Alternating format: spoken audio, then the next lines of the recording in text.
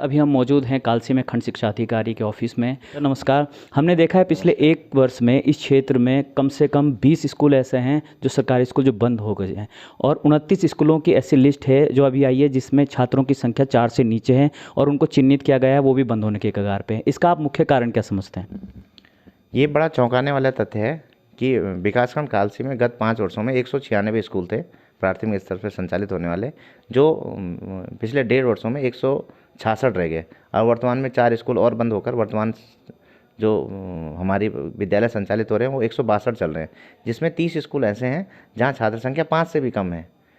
और ये बड़ा चौंकाने वाला तथ्य है कि प्राथमिक स्तर के हमारे 105 ये 162 स्कूलों में मात्र 1500 से कम बच्चे रह गए।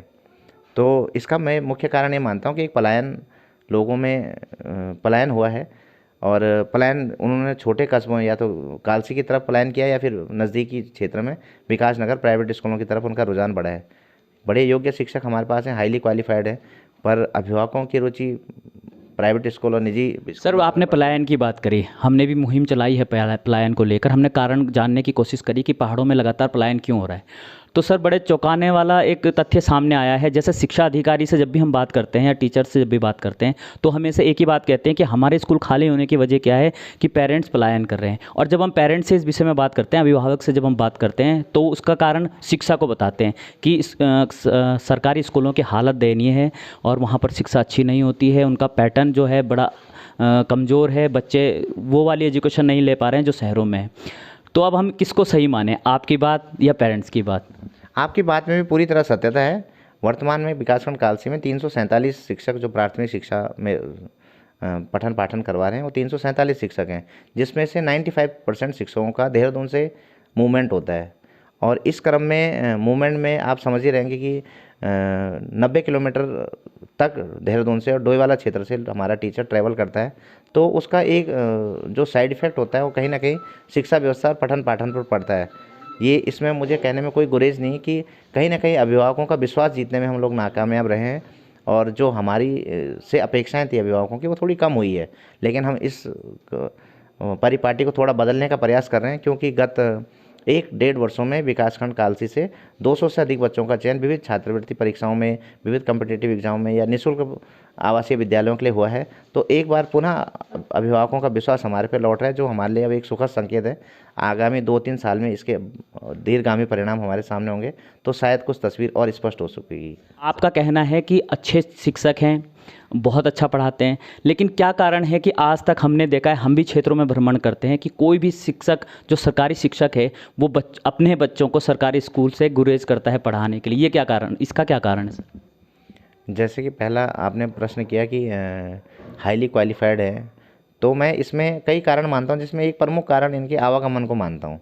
अगर आवागमन में हमारे शिक्षक 8 किलोमीटर की परिधि का, जैसे कि नियम बोलता है कि 8 किलोमीटर परिधि में ही आपका आवास होना चाहिए, और शिक्षक यहीं रहें, लोकल कम्युनिटी के साथ अपनी सहभागिता दिखाएं, उनके पूछें कि आपके बच्चे से इस तरह से परफॉर्म कर रहा है, इस तरह से उसे करना चाहिए, आप उसे स्कूल क्यों नहीं भेजते हैं।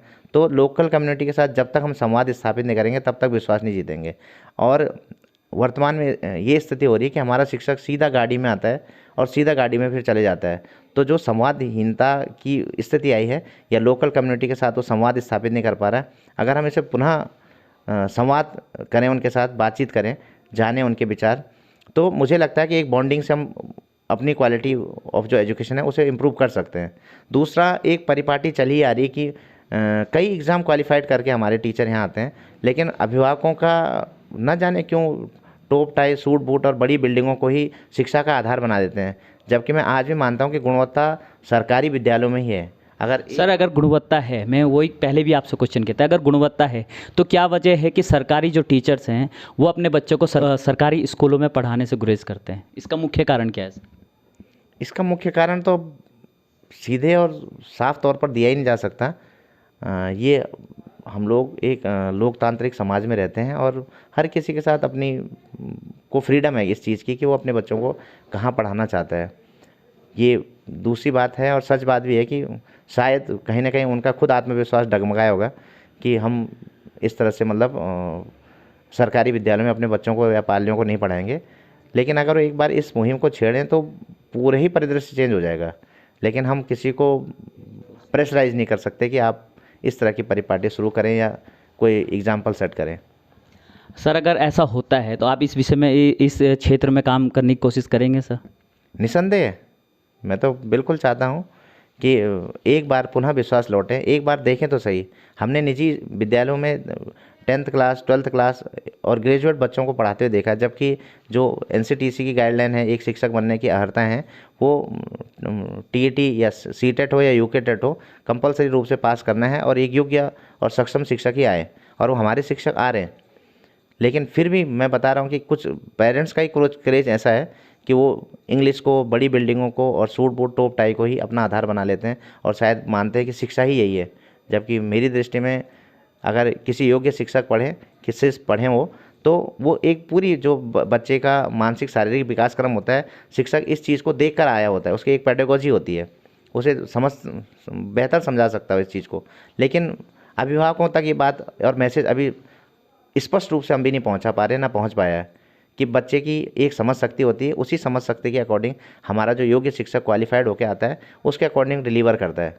और जो प्राइवेट स्कूल वाले होते हैं उनको सिर्फ रटंत विद्या या एक टारगेट सेट करके पढ़ाया जाता है, जो बच्चे को कहीं ना कहीं आगे फॉर फ्यूचर में प्रेशराइज या प्रेशर झेलने की क्षमता को विफल बना देता है।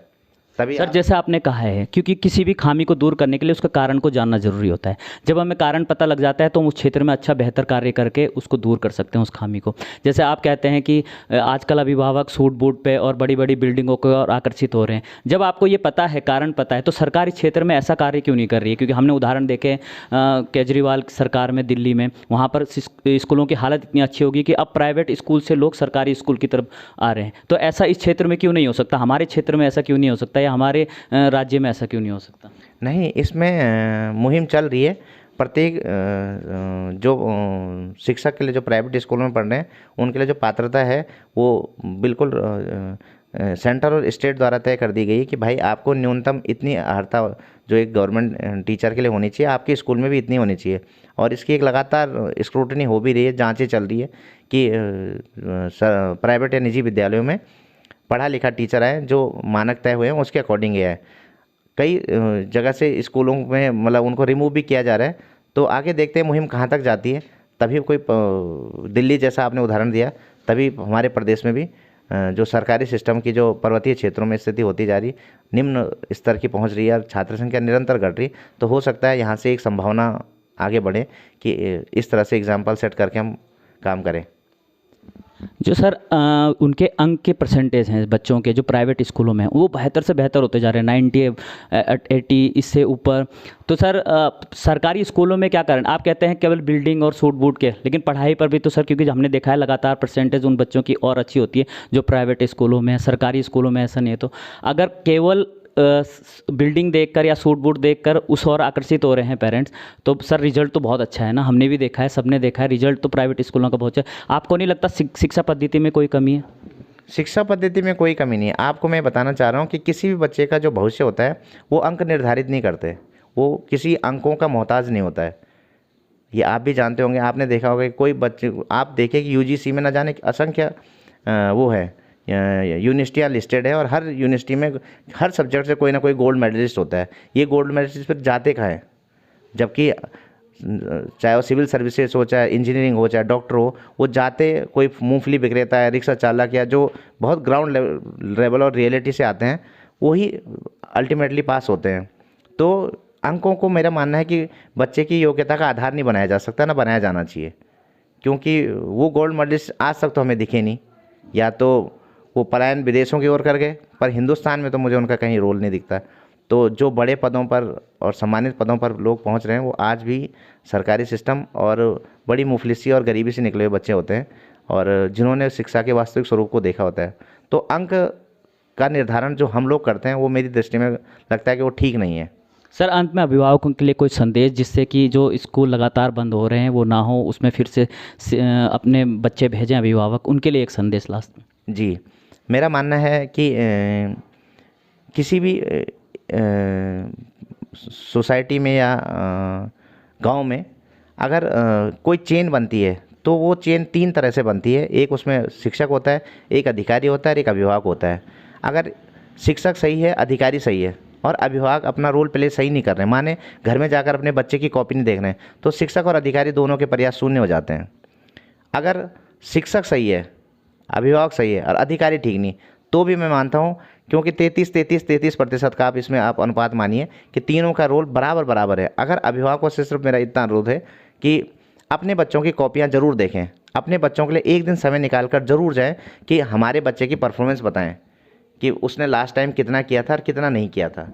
अगर आप जिस दिन ये ऑडिटिंग करने लग जाएं, हम और हमारे शिक्षक दोनों लाइन पे आ जाएंगे। जो पहाड़ी क्षेत्र होता है हमारा, या 88% जो हमारे पहाड़ है, उसमें अभिभावकों का रोल हमारी तरफ से शून्य हो जाता है।